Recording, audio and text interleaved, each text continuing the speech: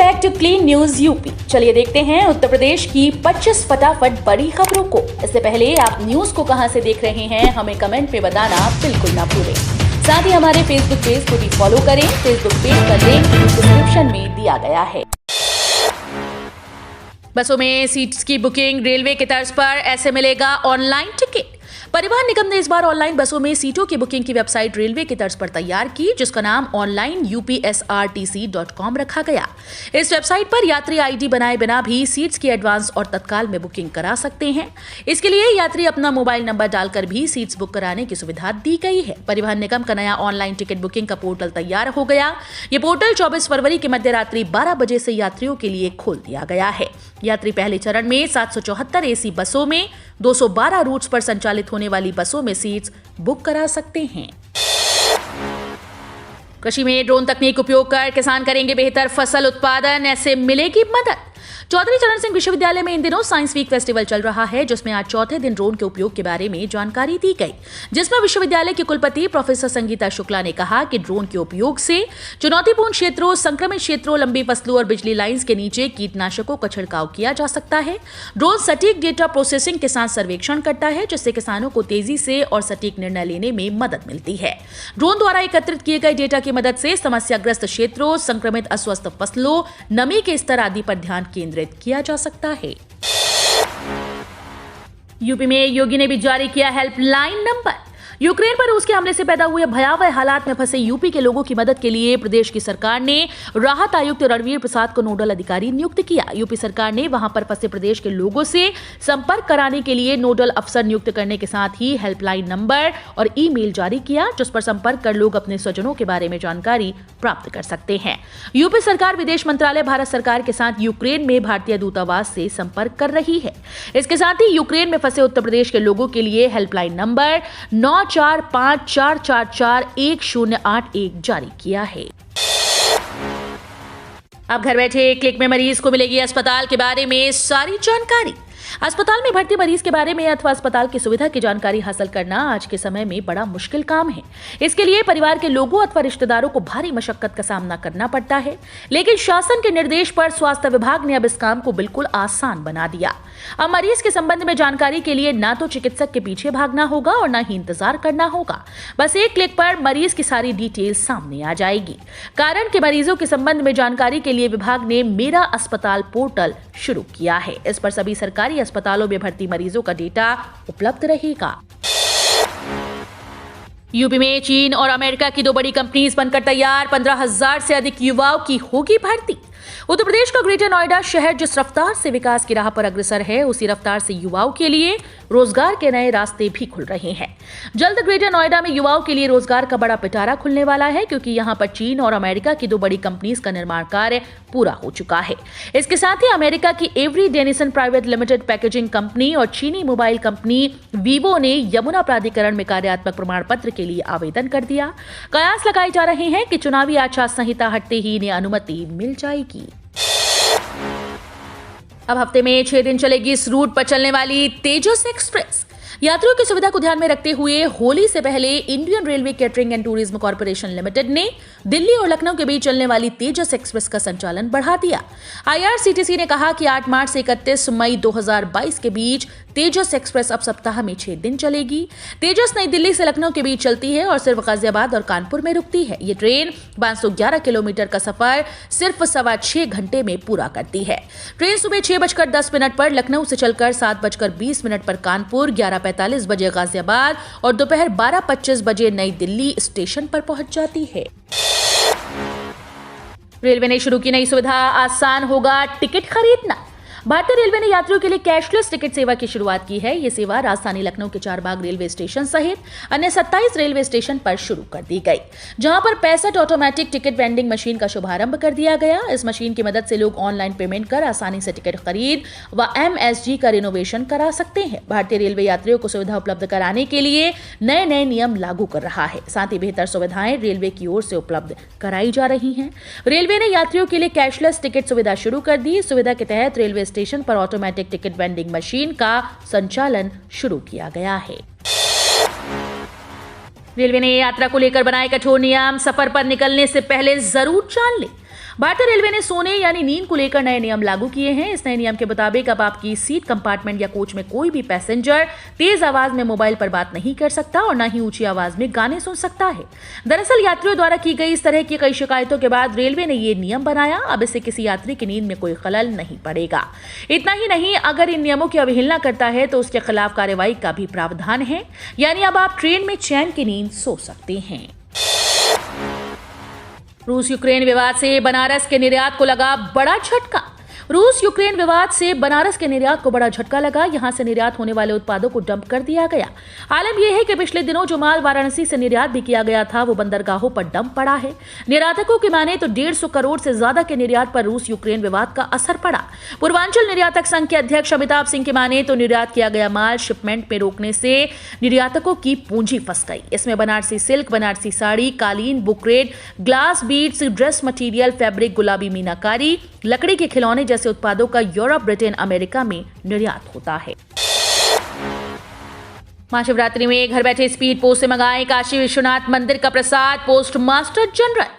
काशी विश्वनाथ मंदिर के नव्य दिव्य स्वरूप में आने के बाद बाबा भोलेनाथ के दर्शन के लिए भक्त खूब उमड़ रहे हैं। काशी विश्वनाथ का प्रसाद पाकर लोग अपने आप को धन्य समझते हैं। महाशिवरात्रि में भी देश भर से शिव भक्तों की इच्छा यहां दर्शन करने और फिर प्रसाद लेकर अपने को तृप्त करने की होती है। अक्सर लोगों की इच्छा होती है कि काश घर बैठे ही उन्हें बाबा भोलेनाथ का प्रसाद मिल सके। ऐसे में लोगों को निराश अब नहीं होना पड़ेगा। अब वे घर बैठे ही डाक विभाग के माध्यम से स्पीड पोस्ट के द्वारा काशी विश्वनाथ मंदिर का प्रसाद प्राप्त कर सकते हैं। बढ़ते तापमान के बीच ठंडी हवाएं चलने की संभावना। कैसा रहेगा आज का तापमान? कानपुर पहाड़ी क्षेत्रों में हो रही बर्फबारी और बारिश का असर एक बार फिर से मैदानी भागों में दिखाई पड़ रहा है। जहां तेज हवा चल रही है, ठंड का एहसास हो रहा है। मौसम विभाग की माने तो आने वाले 2 दिनों तक मौसम खराब रहेगा। आसमान में आंशिक रूप से बादल छाए रहेंगे। 10 से 15 किलोमीटर की रफ्तार से हवा चलने की संभावना है, लेकिन तापमान में वृद्धि दर्ज की जा रही है। अधिकतम तापमान 30 के ऊपर और न्यूनतम 15 के ऊपर पहुंचने की संभावना है। इसी प्रकार उन्नाव में भी आसमान में बादल छाए रहने की संभावना है, लेकिन तापमान में वृद्धि दर्ज की जा रही है। आज 26 और 27 फरवरी को भी आसमान में बादल छाए रहने की जानकारी दी जा रही है। केंद्रीय विद्यालय के लिए ऑनलाइन रजिस्ट्रेशन 28 फरवरी से। केंद्रीय विद्यालय संगठन ने नए सत्र 2022-23 के लिए ऑनलाइन रजिस्ट्रेशन की तिथि जारी कर दी। कक्षा 1 के लिए ऑनलाइन रजिस्ट्रेशन 28 फरवरी से शुरू किया जाएगा। अभिभावक ऑनलाइन रजिस्ट्रेशन KVS वेबसाइट पर जाकर कर सकते हैं। इसके अलावा मोबाइल ऐप से भी ऑनलाइन रजिस्ट्रेशन की सुविधा दी गई। कक्षा 1 के लिए ऑनलाइन रजिस्ट्रेशन 21 मार्च तक किया जाएगा। ज्ञात हो कि कोरोना संक्रमण के कारण 2020 और 2021 में नामांकन काफी देरी से हुआ था, लेकिन इस बार संक्रमण कम होने के कारण बोर्ड ने मार्च में नामांकन प्रक्रिया शुरू की है। दिल्ली मेरठ एक्सप्रेसवे पर लैंड करेंगे हेलीकॉप्टर। इसी साल से सुविधा शुरू करने की तैयारी। दिल्ली NCR और पश्चिमी उत्तर प्रदेश में रहने वालों के लिए खुशखबरी है। अब बहुत जल्द ही दिल्ली मेरठ एक्सप्रेसवे पर एयर एम्बुलेंस की सुविधा मिलने वाली है। इससे गंभीर रूप से घायल या बीमार मरीजों को काफी राहत मिलेगी, क्योंकि वे समय रहते अस्पताल पहुंच सकेंगे। National highway authority of India का मानना है कि स्थानीय स्तर पर कुछ NOC मिलने में देरी हुई। इन्हीं तकनीकी कारणों के चलते काम पूरा होने में थोड़ी देर हुई, लेकिन इसके बावजूद भी दिल्ली मेरठ एक्सप्रेसवे पर एयर एम्बुलेंस की सुविधा इसी साल से मिलने लगेगी। साथ ही एक्सप्रेसवे के किनारे पेट्रोल और CNG पंप के साथ इलेक्ट्रिक व्हीकल चार्जिंग स्टेशन भी चालू हो जाएंगे। राजा भैया ने दी अखिलेश यादव को चेतावनी। कहा, किसी के माई के लाल में दम नहीं, जो लगा दे कुंडा में कुंडी। यूपी विधानसभा चुनाव को लेकर राजनीतिक पार्टीज में गर्माहट जारी है। एक दूसरे पर पलटवार करने के साथ ही जमकर निशाना साधते नजर आ रहे हैं। गुरुवार को जहां अखिलेश यादव ने कुंडा पहुंचकर राजा भैया को ललकारा, तो वहीं शुक्रवार को राजा भैया ने अखिलेश यादव को चुनौती दी। राजा भैया ने अखिलेश यादव को आड़े हाथों लेते हुए कहा कि किसी के माई में दम नहीं, जो कुंडा में कुंडी लगा सके। रघुराज प्रताप सिंह उर्फ राजा भैया कुंडा विधानसभा से लगातार 6वीं बार चुनाव लड़ने जा रही हैं और इस बार राजा भैया के खिलाफ पहली बार समाजवादी पार्टी ने प्रत्याशी उतारा है। राहुल गांधी का PM पर हमला। कहा, यूपी में अब तक 50 भाषण दे चुके हैं, मोदी पर बेरोजगारी पर कुछ नहीं बोला। कांग्रेस नेता राहुल गांधी ने अमेठी में जनसभा को संबोधित करते हुए प्रधानमंत्री नरेंद्र मोदी पर निशाना साधा। उन्होंने कहा कि नरेंद्र मोदी अब तक यूपी में 50 से ज्यादा भाषण दे चुके हैं, लेकिन बेरोजगारी पर कुछ नहीं बोला। 2014 में कहा करते थे कि हर साल 2 करोड़ नौकरियां दूंगा, लेकिन किसी को नहीं कुछ मिला। युवा परेशान हैं, किसान परेशान हैं। कहते थे कि 2022 तक किसानों की आय दुगनी कर दूंगा, अभी तक नहीं हुई, बल्कि महंगाई से सभी लोग परेशान हैं। राहुल गांधी ने कहा कि मोदी जी कहते हैं कि 70 साल में कुछ नहीं हुआ। दरअसल वो कहना चाहते हैं कि 70 साल में अडानी अंबानी के लिए कुछ नहीं हुआ। मुनव्वर राणा ने केजरीवाल पर लगाए गंभीर आरोप, कहा सत्ता के लिए वो कुछ भी कर सकता है। शायर मुनव्वर राणा ने आम आदमी पार्टी के राष्ट्रीय संयोजक और दिल्ली के मुख्यमंत्री अरविंद केजरीवाल पर गंभीर आरोप लगाया। मुनव्वर राणा ने कहा कि केजरीवाल सत्ता के लिए कुछ भी कर सकता है। इसके अलावा उन्होंने कवि कुमार विश्वास की ओर से केजरीवाल पर लगाए गए गंभीर आरोप पर भी अपनी बात रखी।